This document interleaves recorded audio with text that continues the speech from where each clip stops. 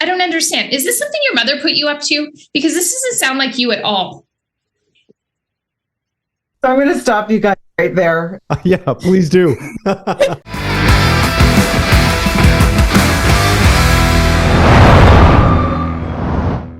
Okay, so I'm super excited for today's conversation because this is a hot topic for guys and obviously women and relationships and marriage. And interestingly enough, it is one of the highest search terms on YouTube, which I found very interesting when it specifically around relationships. So today we have two amazing women here joining me. We have Anna Marie, who is a divorce and prenup lawyer. We've had some great conversations. And then Minni Sharma, who is a very, very trained psychotherapist in the areas of couples, relationships. And so we're going to make this fun here today. And so our idea is really to talk about the 5 biggest mistakes that men make when it comes to talking about finances and in particular prenups. So it's a hot topic, as I mentioned. It's a touchy topic. So we're gonna go through these 5 big mistakes here. And we're hoping that if you're tuning into this, whether it's through audio or through video, that you're gonna pick up on some of these challenges and hopefully give you some insight so you don't make these mistakes.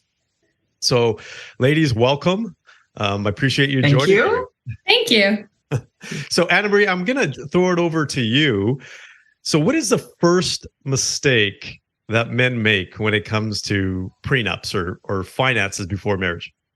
Okay, this one is actually fairly common, which is a little bit of a surprise, but it's bringing up the idea or the notion of a prenup too late. And what do I mean by that?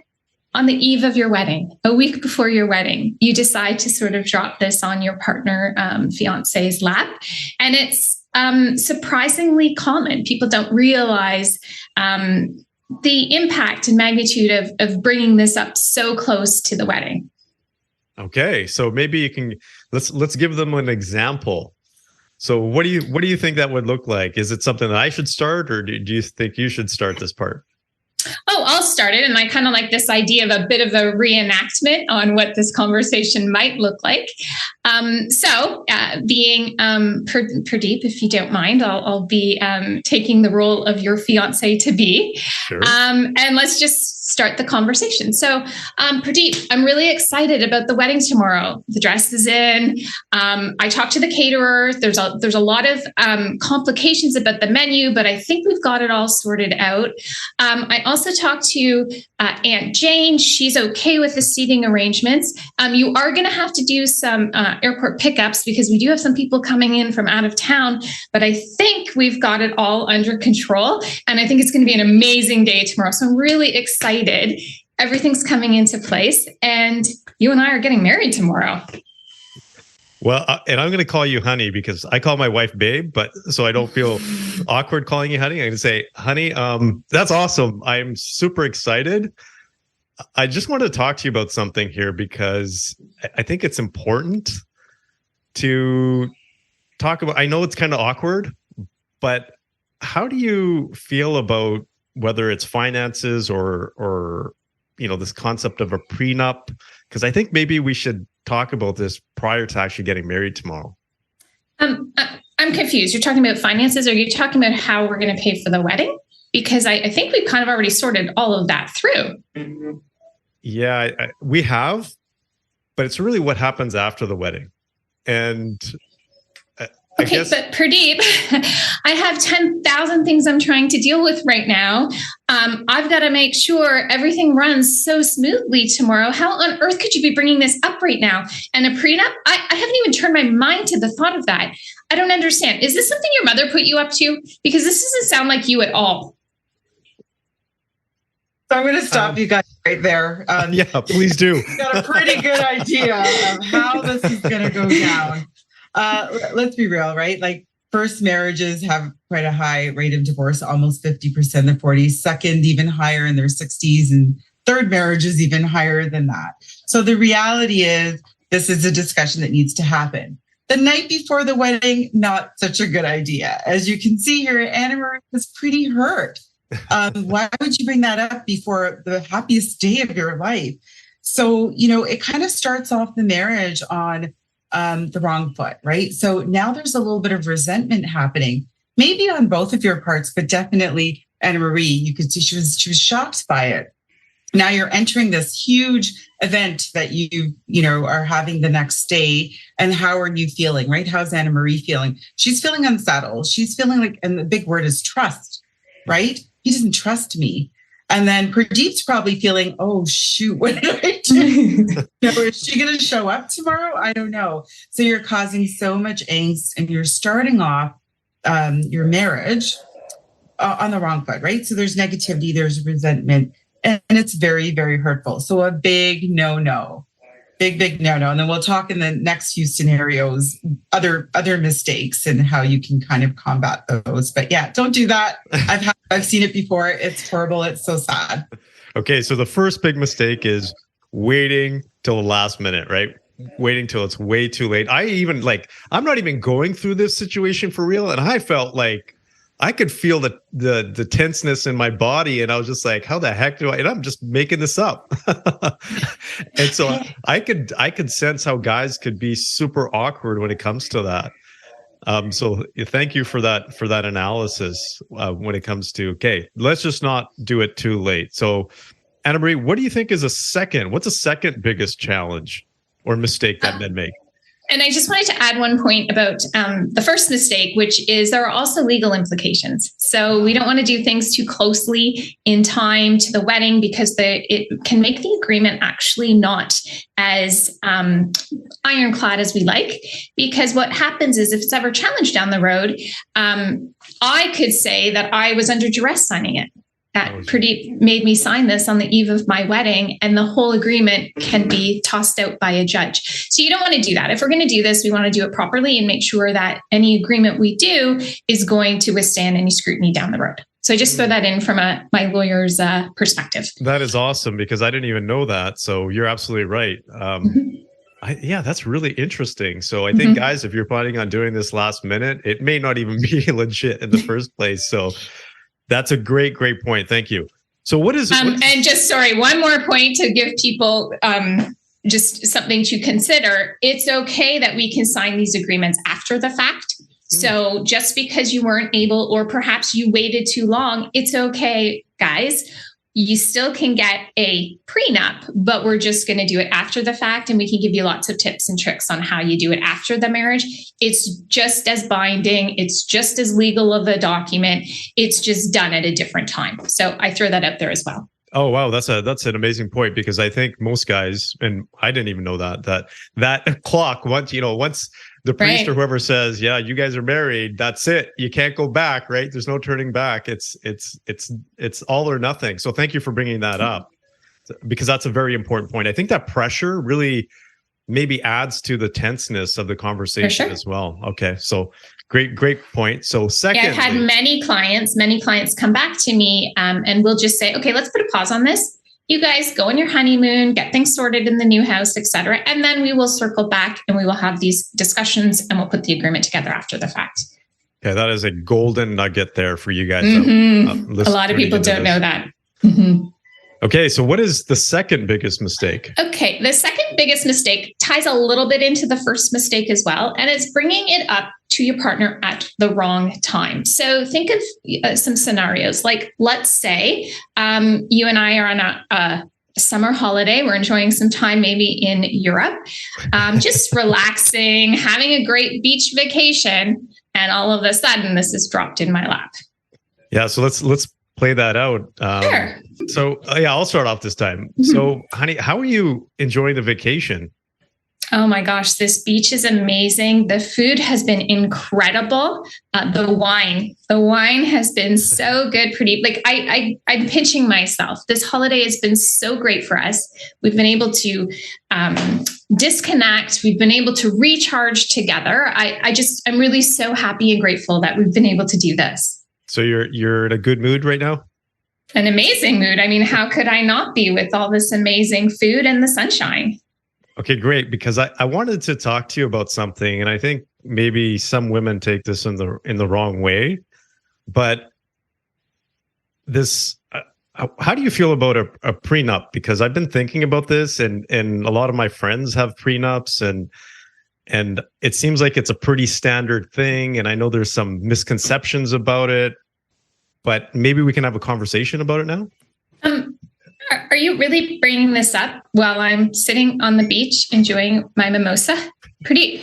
I want to enjoy some downtime. Why are we talking about this right now? And what's bringing this up? Why are you all of a sudden bringing this up? Are you thinking of breaking up with me? Are you leaving me? What is going on? No, actually, it's sorry. I was going to pause you guys because you guys we can go on for a while with this discussion. We know, I think everybody kind of knows where it's heading, but timing is everything, people. It really, really is. And I know, Purdeep, you might be thinking, in this role play in particular, like, she's relaxed. She's got a few mimosas and wine in her, and she's a chill drunk, so it's all okay. But it doesn't exactly work that way because, she may not be, fully aware if she's been drinking. But, timing, when you're out enjoying a holiday, you might feel like that's the right time to bring it up because you're both in a good place. There's no distractions. However, you're kind of killing the mood there because this is a very sensitive topic, right? And again, that word trust comes up. You don't trust me. You're taking me on a holiday and now you're bringing this up. So it almost seems like maybe a little bit manipulative to the other person as well, right? So, timing meaning like, did you both have a good night's sleep? There's no substance in you guys. It's really important. You want to make sure you're fully aware of what's going on. Have you been fed? Right? You don't want to have a discussion when someone's hangry. That's not a good idea. So really kind of setting it up to, and this is all about being emotionally aware and emotionally mature, right? Is knowing when a good time is to discuss these really important discussions with your partner. And it doesn't even have to be about money. Anything in a relationship that's important, timing is key. Make sure you're fed, make sure you've had a good night's sleep, make sure there's no outside stressors. Your partner just came from the hospital because their elderly father fell. You don't want to be talking to them at that time, right? So yes, timing is everything. Vacation, probably not a good idea. Enjoy the vacation. Okay, so I get a question around that. So, if we're not supposed to do it on vacation, when is the right time? Good question. Because people will say there's never a right time. There's never a good time. Maybe not, but there's usually a better time. And that's what we want to look at, right? Is when you're in a good mood and you're relaxed, that's true. But when you're away in a foreign country where people might feel not in their safe place, right? Mm-hmm. You want to make sure it's a very safe conversation. It's got to come from a place of love and kindness and compassion. And when you're outside somewhere not in your own element, that could feel a little bit uncomfortable. So not the best time. There usually is, may not be the best time for anything, including divorce, to, how to tell your kids or each other, but there's usually a better time. So it's really trying to figure that out and knowing your partner, right? Mm-hmm. From my perspective, I found it's been very successful for clients to tie it into their discussions about finances. So this is another tool in your financial toolkit. So what are our goals financially? It's tied into your financial planning. It's tied into those difficult conversations. Paying your taxes. Nobody wants to talk about that. Getting your will in place. It's all part and parcel of that kind of a discussion. So I think if you reframe it as conversations about your joint financial goals, and a prenup is just one of the tools for you both to reach those goals, it takes on a completely different meaning versus just sort of dropping it on your partner's lap in a bit of a vacuum of, I want a prenup. Mm-hmm. So, Anna Marie, from your experience, what is you would say, minimum time that is required to actually have a proper prenup where both people have some time to think about it, and then it goes obviously through the process and signing and everything? What is that period? What would you recommend? Would it be 6 months before they get married?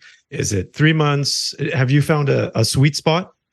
6 months is usually it. I can 6 months. Okay. Sometimes I can do it within the 6 month window, but it is very rare.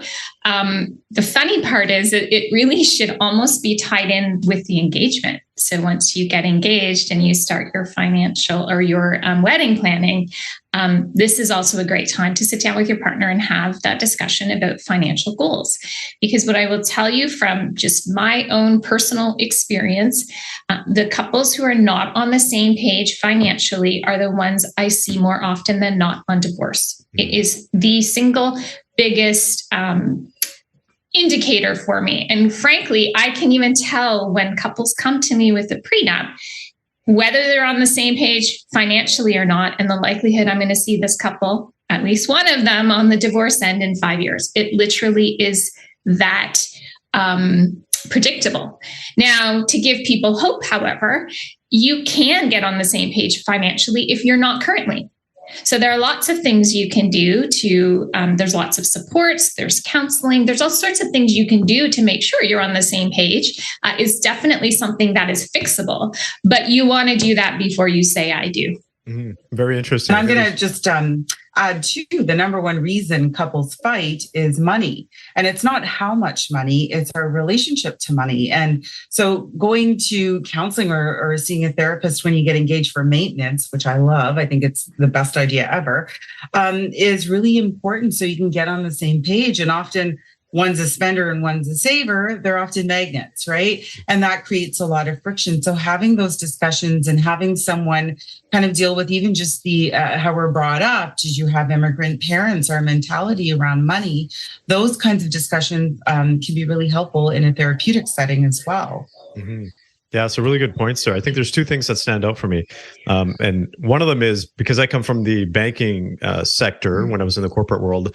One of the biggest, when we took a look at people becoming bankrupt, that was the biggest challenge was it's because of divorces.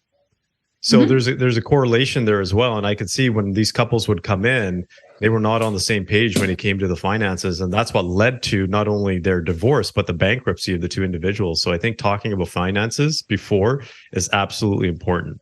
So let's jump into, actually, before we get into that, so there might be a guy out there listening to this and saying, oh, shoot, I'm getting married in 2 months.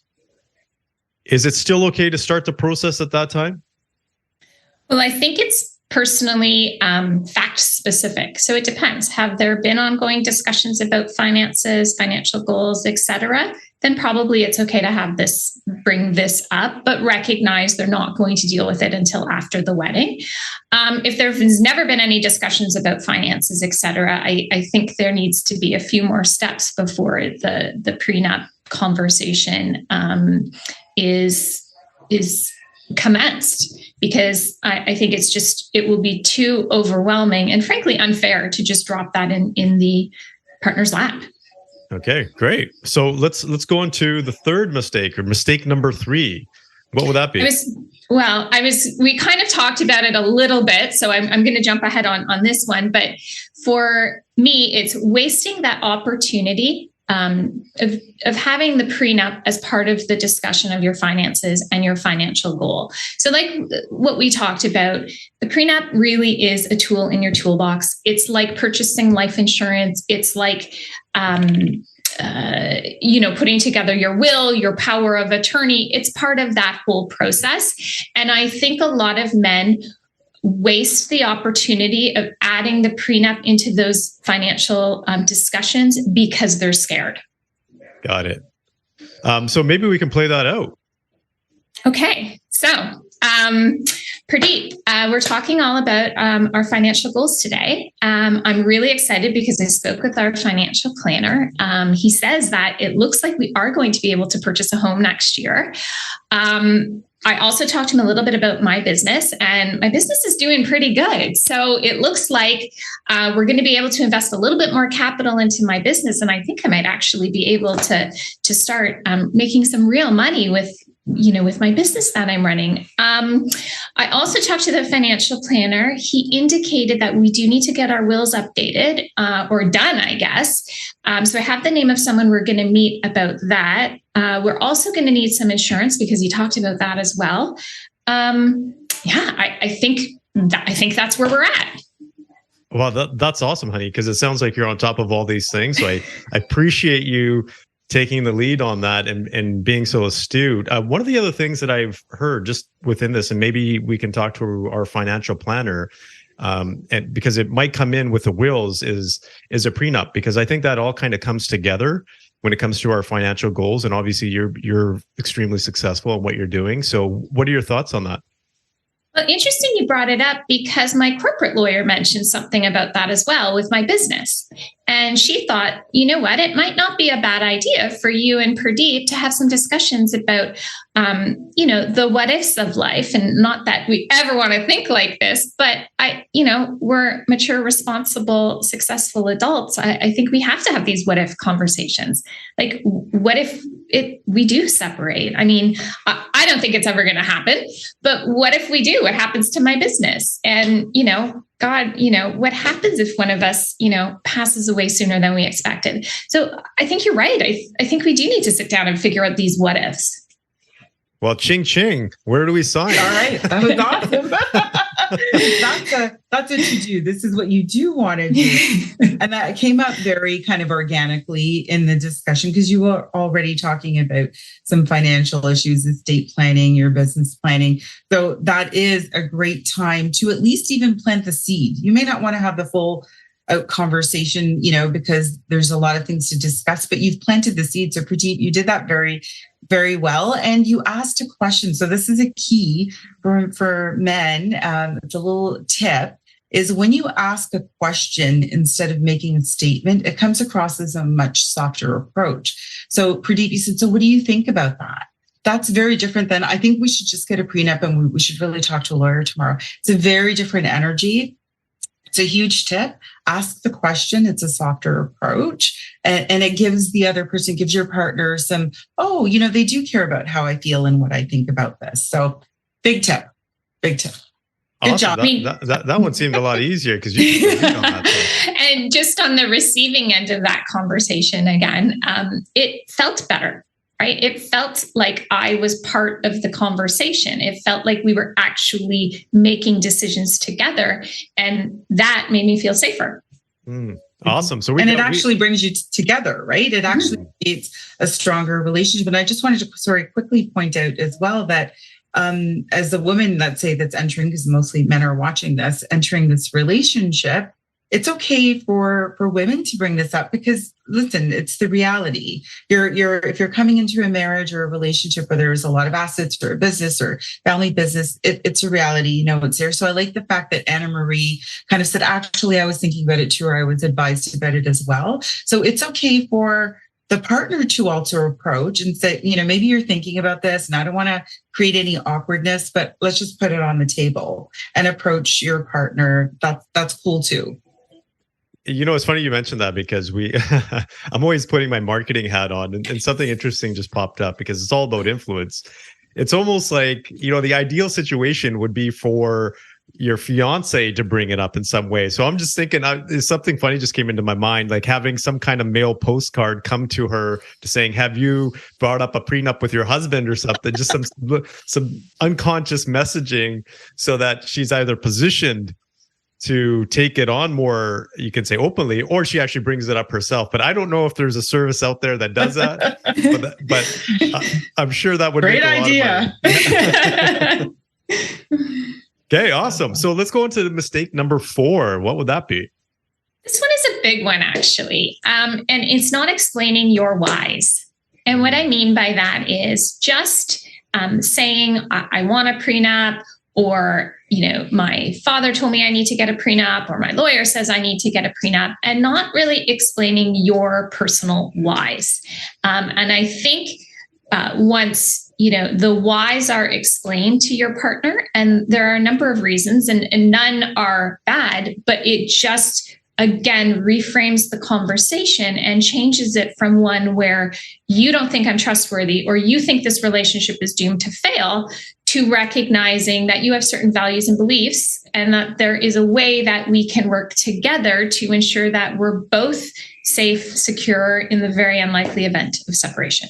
That makes sense. So maybe we should play that one out. Sure. So that means you're up. Yeah. So, okay. So I'm going to assume that we're 6 months out. we're talking about financial planning and it's part of the goals, and we've had that and saying, well, honey, what do you think about getting a prenup? A prenup? Do you think this marriage isn't going to work? I don't understand. Purdeep, I've got my own job. I'm good. I don't want your money. I'm not a gold digger. I'm not going to do any of that. You don't need to worry. We're good. I'm really very, very, very surprised that you're bringing this up and you think this relationship's going to fail. It's not that I don't think it's going to fail. I just heard that it's a really good idea and that a lot of people are doing it.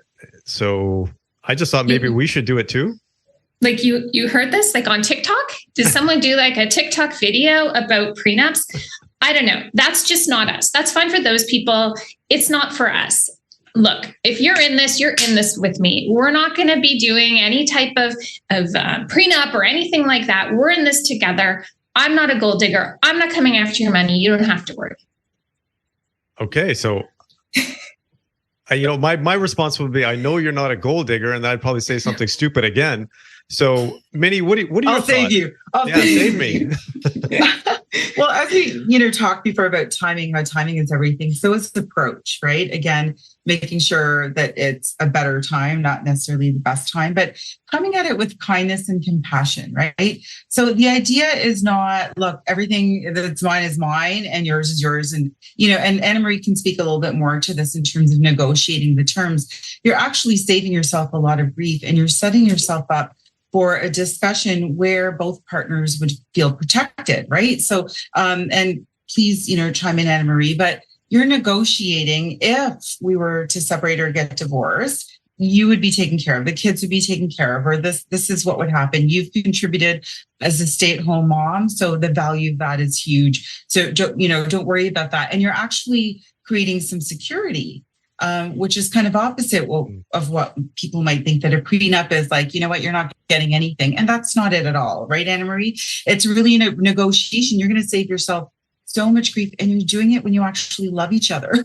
When you're resentful and you hate each other and you're so angry, you're doing it when you love each other. So actually, sometimes, and again, Anna Marie, you could speak to this, is you might actually, as the man, actually be very generous in the prenup, more so than what family law, might entitle the woman to, because you care about her and you know that she's going to be the mother of your children or whatever the case is, right? So it's the approach is really important. So another tip is to use I-centered communication. And what does that mean? It means focus on yourself. So I would really like this. I would really appreciate this. Not you need to sign it because, my dad said you should, because that's pointing fingers and you've lost the person. They're defensive, right?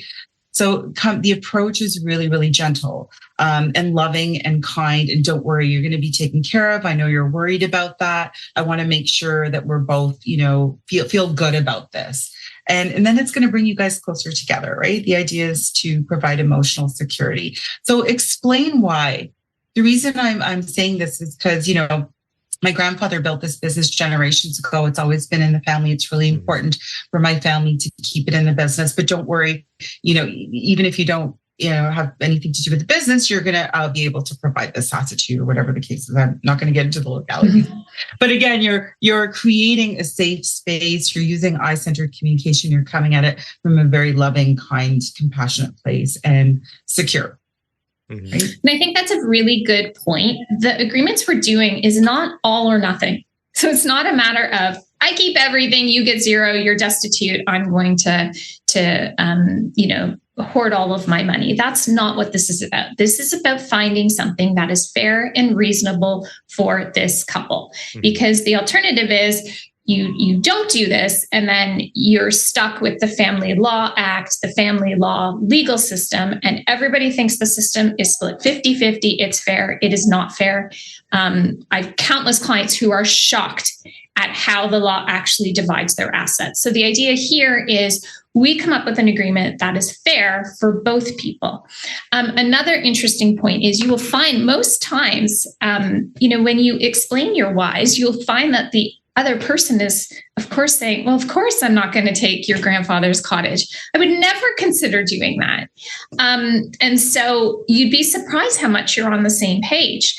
Another thing as well, a lot of my clients have sort of had this conversation too, which is they've witnessed their friends, their parents go through horrible, nasty divorces that have destroyed their kids, that have caused so much stress, even putting the money aside. So the idea of even explaining, like, I don't want the two of us to go through this if we can avoid it. Like, I want to put something together that's fair and that we're both going to have certainty. And in the very unlikely event that this, that we separate. And so that's why the whys are so important.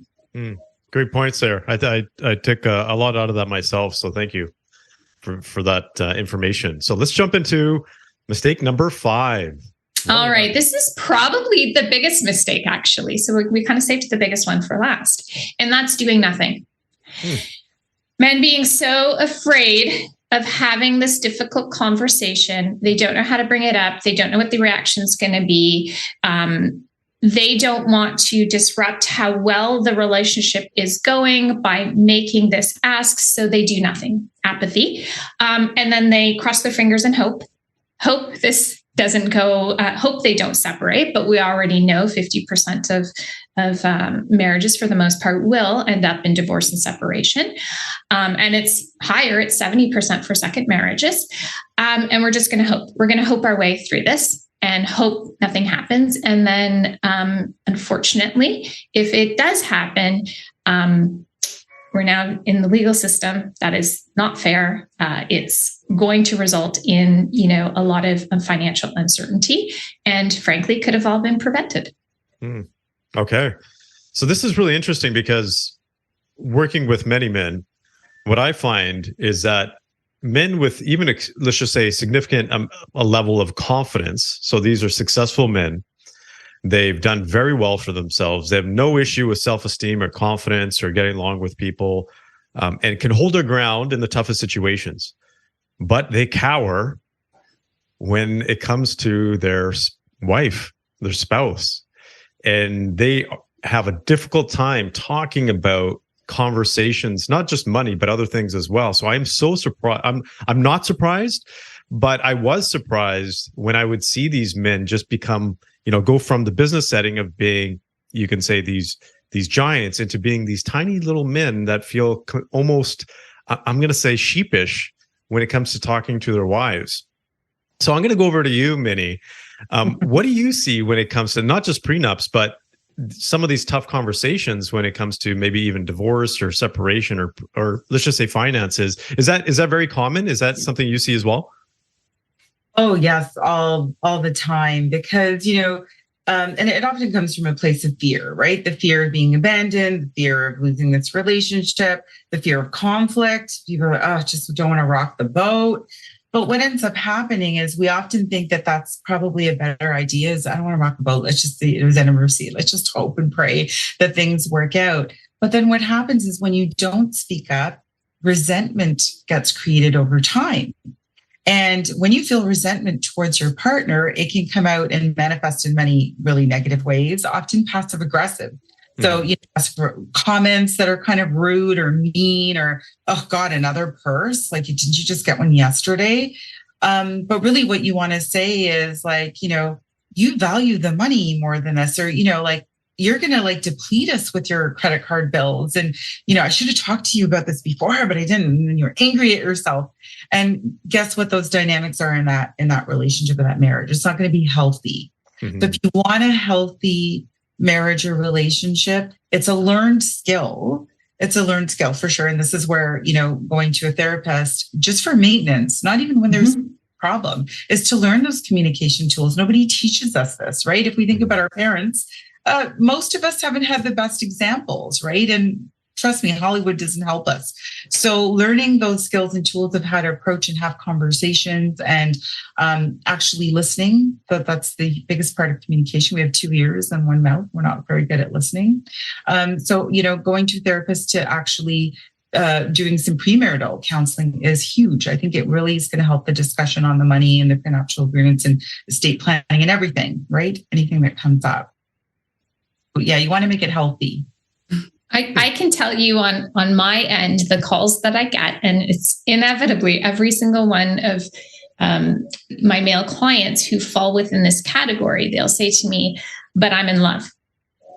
But I'm in love. I recognize, yes, you're in love, but I don't think it has to be mutually exclusive with getting a prenup. I think you can be in love and also do a prenup. And I don't think one necessarily means that you can't have the other. And exactly like Minnie said, the most successful relationships have communication where it's open and you're talking about your goals, including your financial goals. So using I'm going to call it an excuse that I'm in love not to get a prenup, it's just not good enough. It's not good enough in the grand scheme of things, but it's very common. And, can I also say that having a discussion about an agreement prior to getting married, a prenuptial agreement, can be actually one of the most loving things you can do. Because what you're doing is saying, I'm going to make sure you're okay now, right? We're not going to fight about it later and hate each other and have our kids. I'm going to make sure that we both come to an agreement that we're both okay with. If God forbid something happens and our marriage doesn't succeed. So it can come from a very loving, kind place and be probably maybe one of the best things you could do for your marriage and for your partner. Because now your partner's in the marriage going, gosh, if we, you hear things, I'm going to get a shark and I'm going to take him to the and I'm going to, who wants to be in that energy when you're out of fear? You're in fear. But because you're secure and you've signed this and God forbid if something happens, we're all going to be okay. You can focus on the marriage and enjoying it instead of the what ifs, right? So it can be very loving. It doesn't have to be this, I think sometimes that we have this notion that, the prenup's like divorce papers, like here's prenup, sign it, and it's like that at all, right? It can be very loving. Okay, awesome. I got a ton of value from this conversation. And something else that you just talked about there, Minnie, was having this conversation perhaps with a professional present, so that some of these conversations can be more neutral and guided, and it's just easier to have those conversations. And so maybe, yeah. And you said something else too, because you said perhaps it's a good idea for them to just have these sessions regardless, right? Couples should be on the same page. And I agree with you, because there's a number of things we talked about. Most men, and I'm just going to say couples in general, just from our research and experience, don't even talk about things like values, how they want to raise their children, where do they want to live, finances. It's all great before, but they haven't talked about that long-term plan or what that looks like. And I think there's a lot of assumptions that are made there. And so I'm a firm believer that it's a great idea to actually do that kind of work before, and having a professional there to kind of guide and mediate and maybe a referee at times as well might be a good idea. Well, that's what premarital counseling is. It's bringing up those difficult issues, right? That you wouldn't normally talk about. It doesn't come up like in-laws, right? Or how are you going to take care of elderly parents? Is there a cultural aspect to it? Yeah. Well, do we want to put our kids in Catholic school or public school or private school?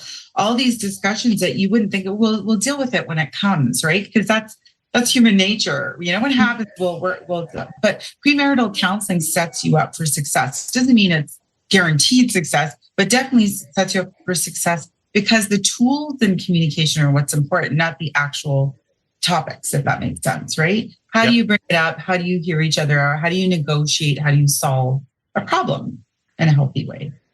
Okay, so I want to thank both of you for sharing such wisdom here today, because I know people will watch this and they'll be like, okay, they've taken some value from this.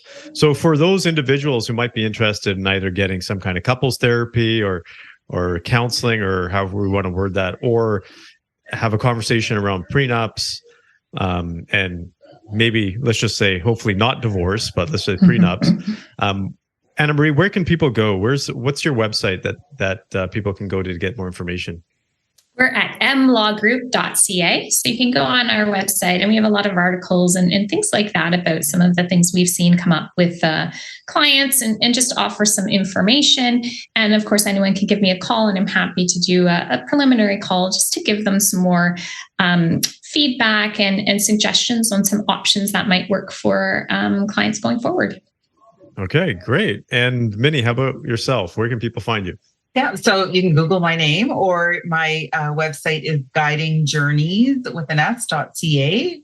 And you can find my information there, my phone number, email. You can even text me, and I'll respond to that within usually 48 hours. And I also offer a free consultation. So if you have any questions about the process and what that might look like, or just getting to know me, you can definitely contact me, and we'll make some time to do that for sure.